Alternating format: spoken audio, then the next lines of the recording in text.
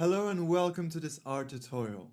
So this tutorial is not going to be like the usual ones because basically what we're going to do is just make a template in order to build our future classification models more efficiently, because indeed we already built our first classification model, which is the logistic regression model, and in the future sections we're going to build new classification models like the SVM, support vector machine, kernel SVM, naive Bayes, decision tree classification, as well as random forest classification. And so we will build these models on the same dataset, the social network ads dataset, and so we will make one template for all our future classification models. So right now, let's make our classification template.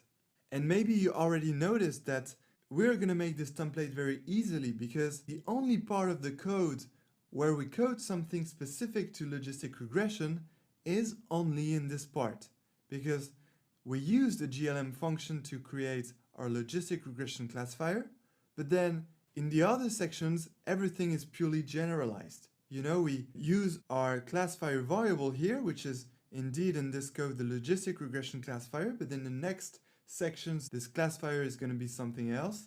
And same in this section here, we don't code anything specifically related to logistic regression. Same in this section here about the visualization of the training set results. The only variable that we use is classifier, so nothing directly related to logistic regression. And same for this section here. The only variable that we use is classifier, and so if we give another definition to our classifier here, then this code here will be perfectly adaptable to this new classifier we will be making in the future sections. So that's why it's so simple. And therefore, it's worth doing that for the next models we'll be creating. So I'm going to take everything from here to the bottom, copy, and paste it here in my future classification template. And now our classification template is almost ready. We just need to remove this section here because this is directly related to logistic regression, because here we're using the GLM function that is only used to build a logistic regression model. But in the next sections for the next classifiers we'll be making, well, we'll have this classifier variable here that will be the classifier of our future classification models. And then here, we will use the right function needed to build this classification model, and then all the rest will be ready. We will have our new classifier defined here.